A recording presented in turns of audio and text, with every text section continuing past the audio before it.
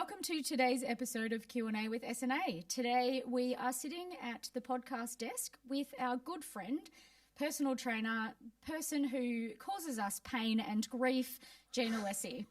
Thank you for joining us today, Jean. So now is our chance to give you a bit of pain by asking you some very, very probing questions about your life. So excellent. Thank you for coming in today.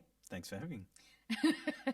Normally, Jean can talk the leg off a chair. We do tend to swear a little bit, so I do apologise in advance if there are some bleeps in this podcast episode because Jean has a way with himself. So, so thank you for coming today. And you are going to start by telling us a little bit about Jean Alessi and what makes you tick. Well, I suppose I'm a husband and a father of a couple of ripper kids. I currently run a small business, which is a PT studio or a gym. I suppose I've been at that for 14 odd years now.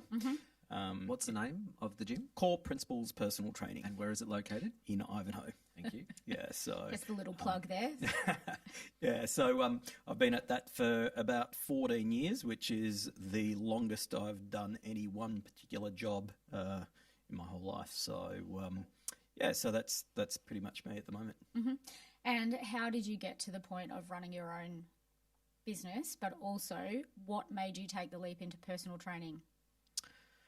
I'd spent about 18 years out of uni in various corporate roles, building that career to the point where I was in fairly senior management, responsible for quite a few people, and all the stresses that come with all of that.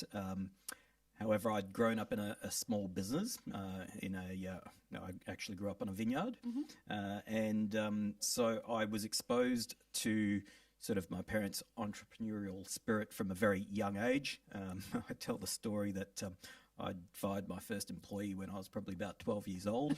My dad left all the dirty work to me.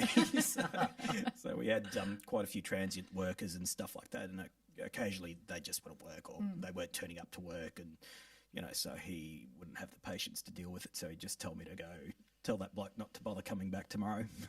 So I was exposed to small business at a very early age. I suppose after probably 18 years of corporate, I always had a yearning that I wanted to do something for myself, mostly because of the freedom. I'm probably a terrible employee.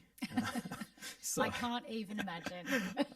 Yeah, so I'm a bit of a control freak, so I have very strong ideas on how I like things to work and run, and being a bit of a perfectionist, it was really difficult when I had more senior managers telling me how to do my job when, you know, particularly I was in a fairly defined role where there was probably few other people that knew what I did and how I did it. So having someone that knows less about what you do, trying to tell you how to do your job better, got really tiring and, you know, annoying, I suppose. So, yeah, so that yearning to do my own thing was always there. So it just came to a particular point in my life where I couldn't ignore it any further. And being in corporate for such a long time, tell us a little bit about how the mindset around how many hours you needed to work and what sort of commitment you needed to give to the corporate in order to be seen as somebody who could take on a senior role, and how that has impacted the way you now run your small business. Because I know that there's a lot of, you know, stress. You and I talk a lot about stress and managing stress and mental health, and we've had a couple of episodes of this podcast where other small business owners have said that one of the ways that they manage their own stress and mental health is exercise, and you and I, that's what we do together. Tell me how corporate impacted on your mental health and stress levels, and how you now manage it differently. I suppose I came out of uni fairly ambitious. So I'd spent 4 years going through a uni degree, and so I came out in the middle of the 92 recession, so jobs were very hard to come by. Travelled for a year to try to buy some time, and also just, you know, spread my wings, I suppose, a little.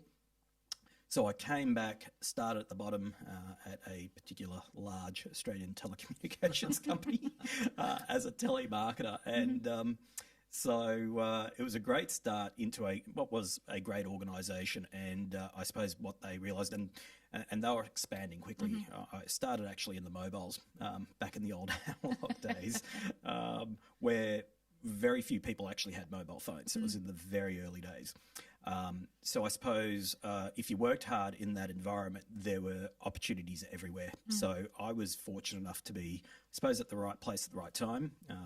Coupled with a bit of ambition, I accelerated through the ranks very quickly. So I was probably only on the phones, I would say probably a few months. But I was fascinated at a particular experience where one of the other guys there, so I was on the phone, selling analog plans to customers that had ported across to Optus, and he started throwing paper at me in the middle of a phone call.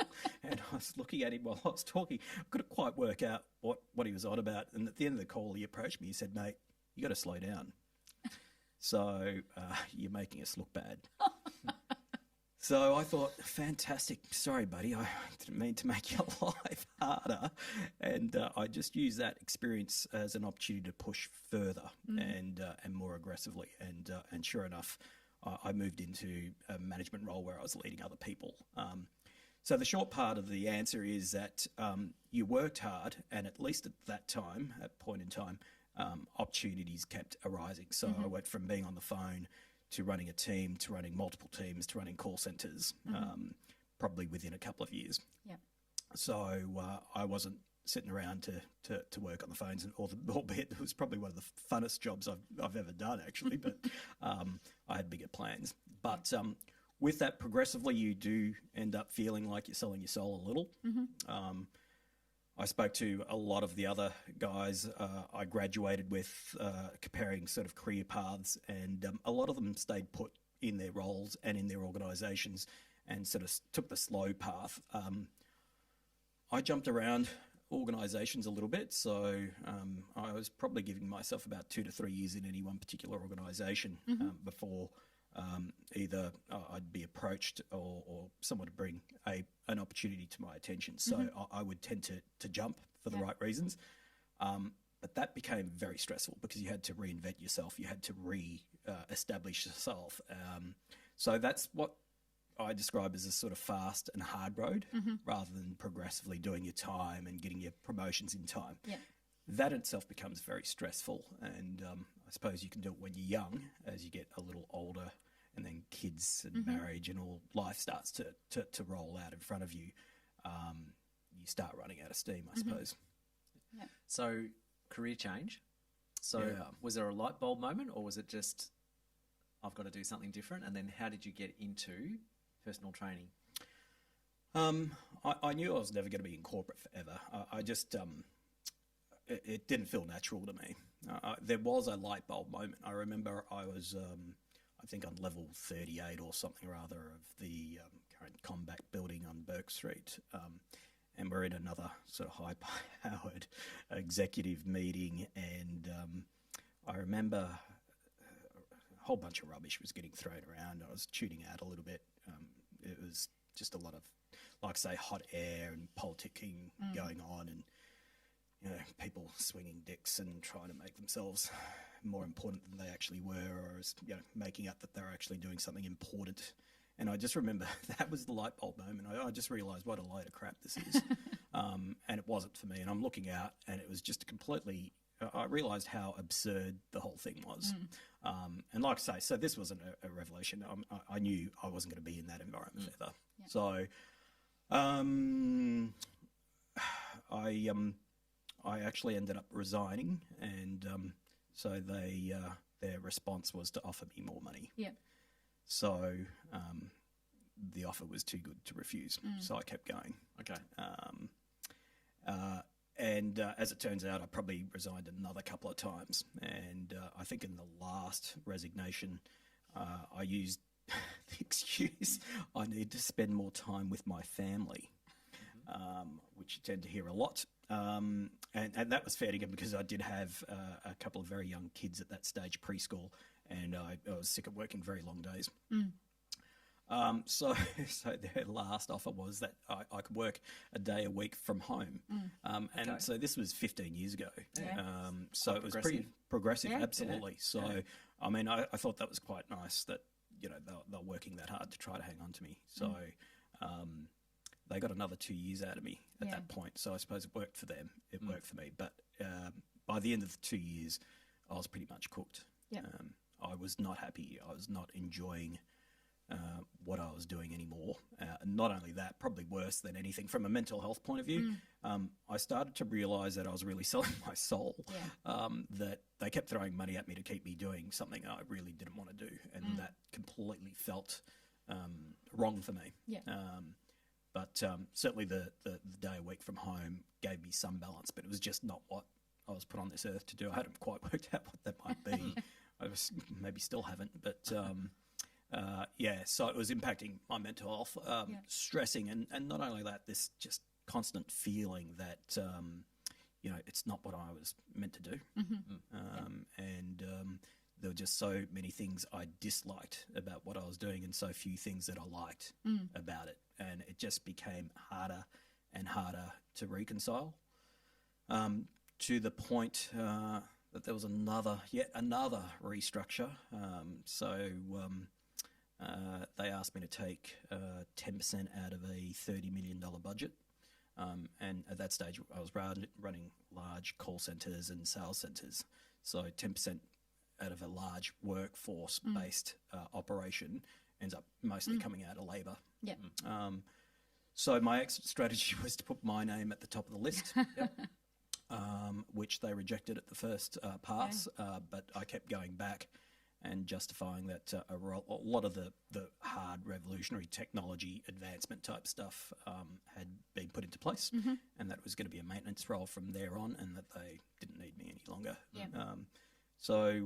Which I felt was pretty accurate, and they bought it. I was able to organise a redundancy. Excellent. And which I think from that point on to this day, I don't think anyone leaves a large organisation in a senior role without some sort of a payout. And that payout happened to help me finance my next step. So that next step was gym or a PT studio what you wanted to do, or did you not know at that point? And no.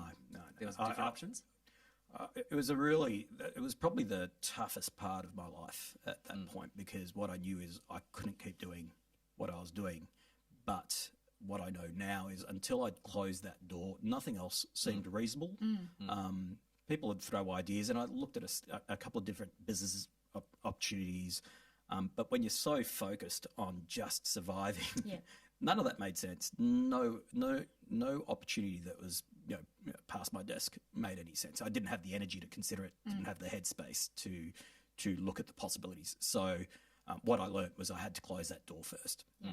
And the redundancy gave me the luxury of hanging about for a bit and just taking a breath, rehabbing my lower back, which was pretty buggered at that point. I put on weight, wasn't in great shape.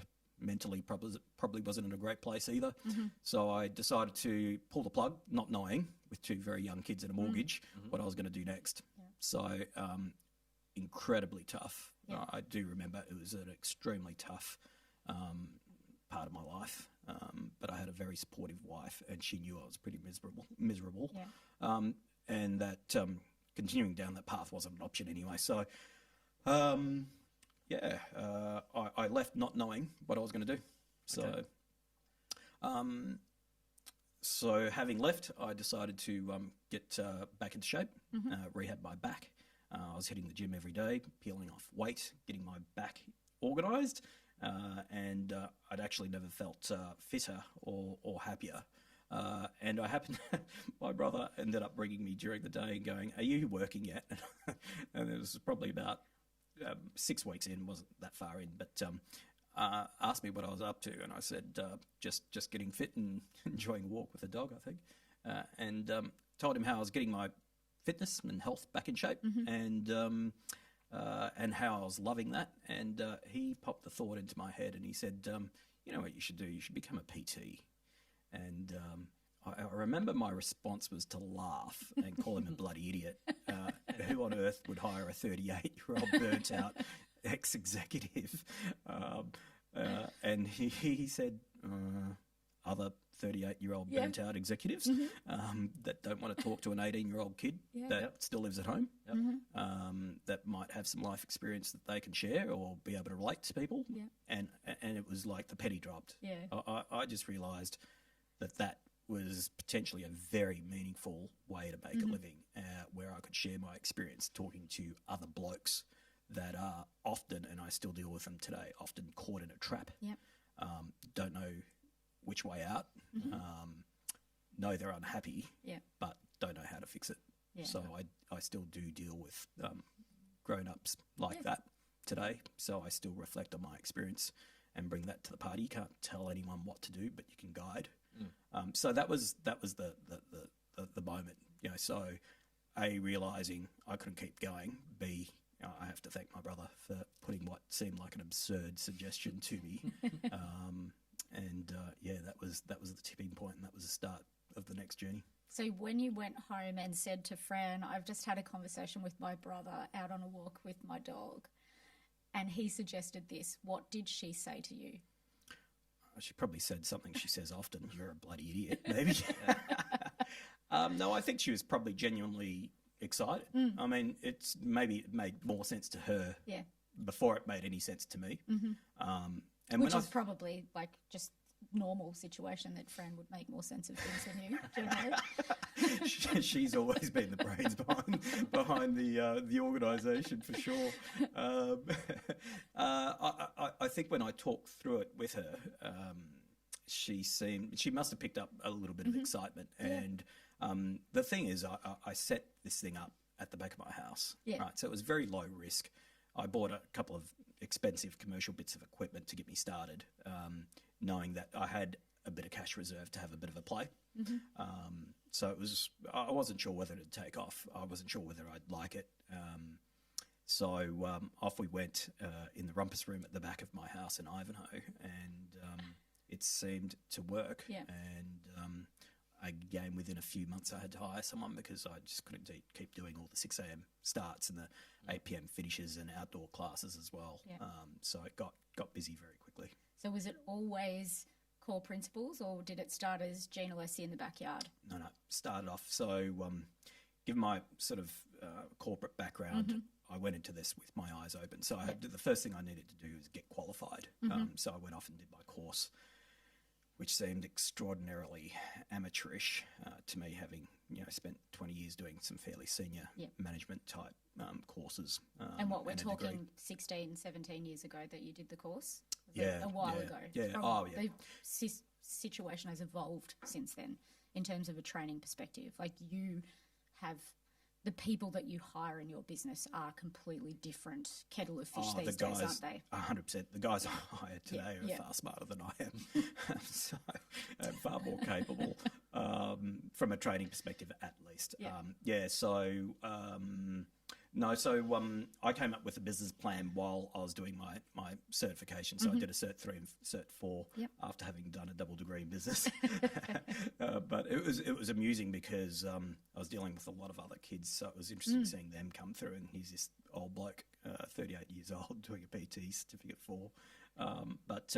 So I was sitting down doing the business plan, and of course, to register businesses and everything else, we needed to come up with a trading name and a company name. And Fran, my wife, actually came up with it. So she said, how about core principles? Because we wanted to be more than just personal training. So we wanted to embrace that whole sort of lifestyle, life coaching type element. So it was born before the business was open. Yeah, interesting. And if you were to do things, if you were setting up a personal training studio now, would you do anything differently, or do you think that what you did was really solid? It's not all been smooth sailing. As you guys know, I was probably only about a year and a half into so we're in the backyard for about 2 years because I just couldn't find appropriate space. I knew probably within 6 months that this thing was going to work because we got busy so quickly, but then couldn't find space. So within, I think, about a year and a half maybe of having opened the Ivanhoe studio, we realised that this could potentially get replicated. So I spoke to a couple of other business advisors, and they'd suggested maybe going down the franchise path. So I think in hindsight, possibly stupidly, we did buy a second PT studio. Unfortunately, it was a long way away, and it was pretty evident up front that we'd probably bought a dud that was going to take a lot of time and energy to turn around. So the short story was it took us nearly 2 years to get out of that. So whatever money we made out of the extra studio probably really came out of margin from the Ivanhoe studio, so it really offset any gains. So we were just working a lot harder for not really much more money. And it was a lot more stress for not really any other financial gain. So we made those mistakes. So would I do anything differently? I was keen on making this as big as I possibly could. I'd come from I think a reasonably successful corporate career. So I wanted to push the boundaries on this. I tried it. It didn't work. I was probably a little bit wiser and older by the end of it and realised that, and I think I probably even had a chat to you, Shane, about all of this. Yes. I realised that I didn't necessarily need to be making $1 million a year anymore. Not that I've actually just ever made $1 million. Just for all of the listeners, personal trainers rarely earn $1 million a year. No. We're rich in so many other ways. But that was probably a mistake. But I'll never die wondering. Gave it a crack. Yeah. And as another friend pointed out, probably depending on what definition I want to apply to it, it might have cost us maybe $50,000 in the end if I was to take a really harsh pure financial view and discount any learnings from it. But that's still a pretty cheap learning exercise in the scheme of life. So, and that's the thing, it's not a mistake, it's a learning exercise. And I think that's about right, because if you don't try, and again you have ambition and you don't try, then you do wake up one day and going, only if I had of what could have been, so I don't try to live life like that. I suppose we've all got regrets in different ways, but that's not going to be one of mine. Gave it a crack, realised that I could have more fun, more peace by consolidating into one studio and giving that 100%. And I think now that's probably worked out. So no, it hasn't been a completely smooth road. And I think just in life, if you're not making mistakes, if you're not up occasionally, you're not probably trying hard enough. So, So what makes Core Principles different to any other of the, those very big name gyms? You and I talk about this a lot, so I know the answer to this question. But, if there's somebody out there listening that is thinking to themselves, I think I could give this a crack, because you and I know there's a lot of young people who think that, running a gym or a PT studio isn't, is a pretty good idea. What makes you stand out from all of those other places? That's really hard for me to actually As answer. a client of yours, I could probably answer it for you, but I want you to answer it. Why do I keep coming back to Core Principles, Jean, when I have to travel 25 minutes to get to you? Okay, let me give that a crack. I run this business the way I ran all of my teams, and I try to be as progressive in my management style as I possibly can, considering I'm, from an industry point of view, a dinosaur. So I try to recruit people that are young and smart and want to learn and have open minds and open hearts. And I create, I think, a culture where people are included and valued. And I'm ferocious about protecting our culture and making sure that all of my staff understand that our clients are the centre of our universe. That's the reason we exist. So I don't want to be a franchise PT studio. I don't want to be the guy running out the back of the house, as humble and nice a beginning as that was. I want to make sure that this is, a great place to work, a secure place to work, that they have a job to keep coming back to. So that's on that's on the staff side. And if you can get that right, then I think you're creating a culture that is great for members. From the members' side, I think, and again, you can answer this probably as a client better than I can, and I'll make some assumptions here. Because of that culture, we hire awesome trainers, and awesome trainers go on to deliver awesome outcomes for members. So we create a safe, caring, genuinely interested culture for our staff, and that then hopefully reflects in the experience that our members have. And that's the bit I am ferocious about protecting. So we have had trainers that have not fulfilled that expectation, and they have exited the building because it's just not been the right place for them.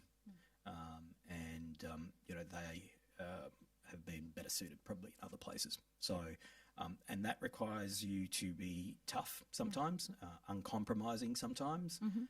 So I think my management style is to be super supportive of my staff, but also in order to protect them, you need to make sure that you are uncompromising when it comes to staff's performance and contribution to the business and the way they look after our key priority, and that is our members ultimately. Now, the hours of the business are from 6 till later in the evening each for 5 days a week? And Saturday mornings. And Saturday mornings as well? Yep. Are you there the whole time?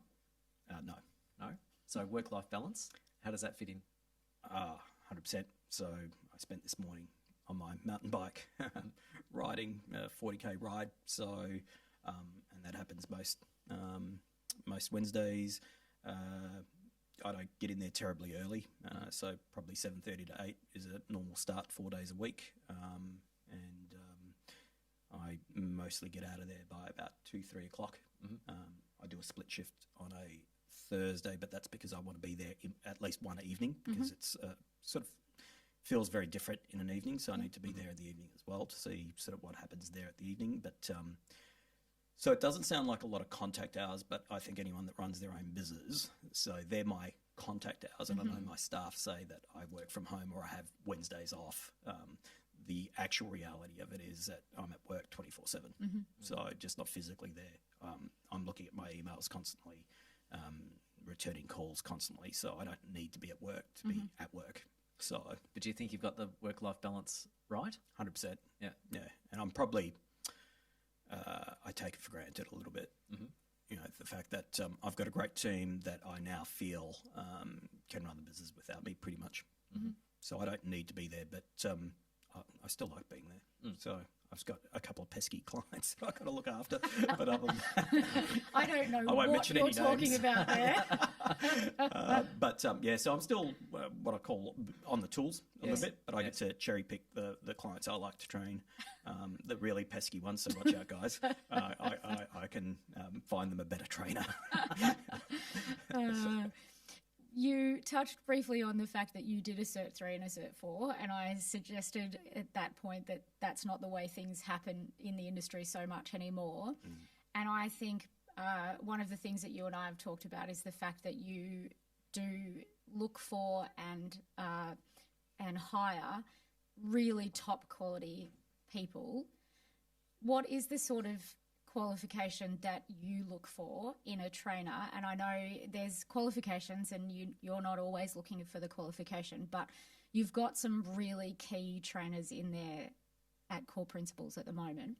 What makes them valuable as trainers, aside from the fact that they are much more highly trained than a Cert 3 or 4? So tell me about how, if there's somebody listening to this podcast and wants to work for Jean at Core Principles, what is the sort of person that you look for? Because that is part of the reason why your training studio has been so successful. So tell me about that. Look, at an academic level, we're now almost exclusively hiring exercise science grads, and that does make us unique. What makes us even more unique is that they are employed on a permanent basis, which means they get annual leave, sick leave, security, unlike many large box gyms where they hire contractors, what's even worse than the lack of security is that their teammates are actually their competitors. So at the polar opposite end of that is our model, where they are hired as perms, they are part of our team, and they lean on each other. So they have to be good team members. They're not competing against each other for members. The business supplies them their clients, although they're all responsible for upselling, cross-selling clients. Obviously, it's in our interest, and we genuinely believe that more exercise is always good. So we always believe in what we promote. So you guys can always come in for a third or fourth session, by the way. We don't do anything in the two that we already do. That's right. It becomes more of a chin wag sometimes, isn't it? So that's the security side of it. Actually, as a side note, the really peculiar thing is that often when you're dealing with graduates, I have to go to pains that they'll ask what the hourly rate is. Yep. And I have to explain to them that I don't actually know what the hourly rate is because we pay an annualised salary. Yep. And then we, out of the team of 6, I've got 2 full-timers, a couple at 75%, a couple at 50%, all by choice. So they all have the opportunity to scale up to full-time if that's what they want. So it's always an annualised salary, and then it's whatever percentage of hours they want, whether they want to be 50% full-time, etc. So a lot of them will then compare against their contracting rates or casual rates, and compare the hourly rates. And it's an eye-opener for me, and it's awfully frustrating because I think also as employers in large businesses, we've decided to casualise the workforce, and most young people now just look at the hourly rate because that's the only employment model they've ever been exposed to. And so I need to sort of very painfully explain to them that our hourly rate is plus super, plus 4 weeks of annual leave, plus sick leave, and all of those sort of things that aren't necessarily built into the hourly rate. And that when they take their annual leave, which inevitably they'll need to do, that if you're a casual, you do not get paid. You fund that yourself, Yeah, that's right. You fund that yourself. If you're not contributing towards super, you are not setting up your retirement. I don't need to explain that to you guys, obviously. But so you have to have that long conversation around why you cannot compare a casual hourly rate that has built-in super and other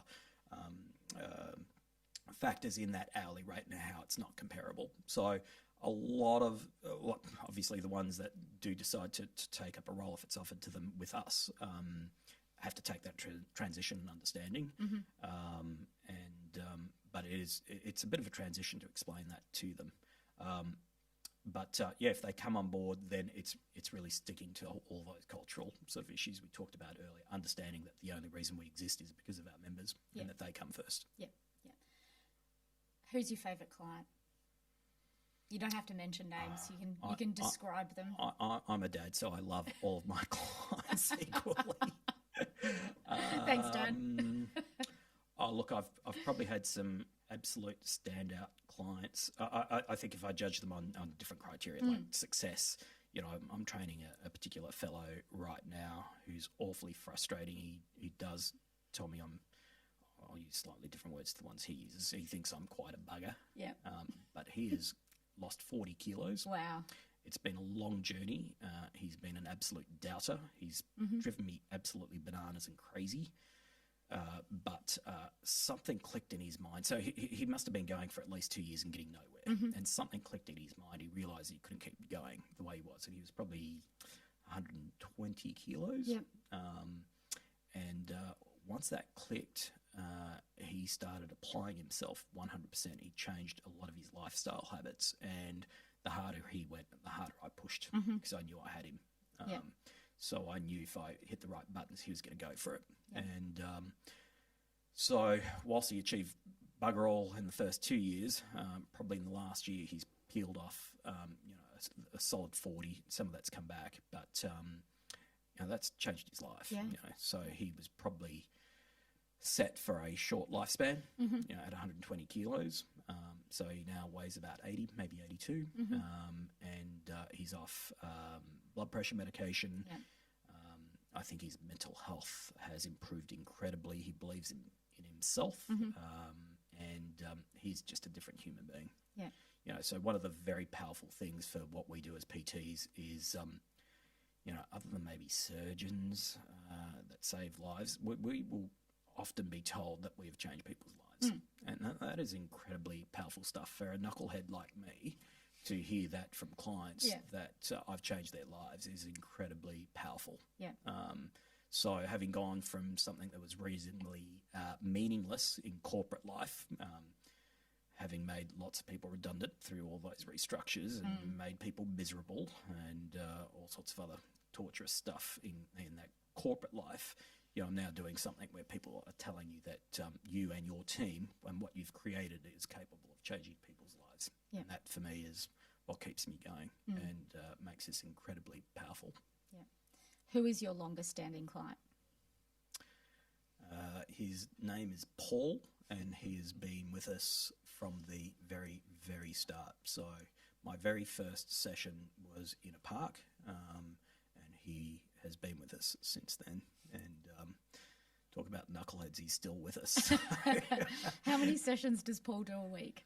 A lot, although he's pulled back because he's got some other stuff going on, but he's still there pretty much every week and just going and going and going.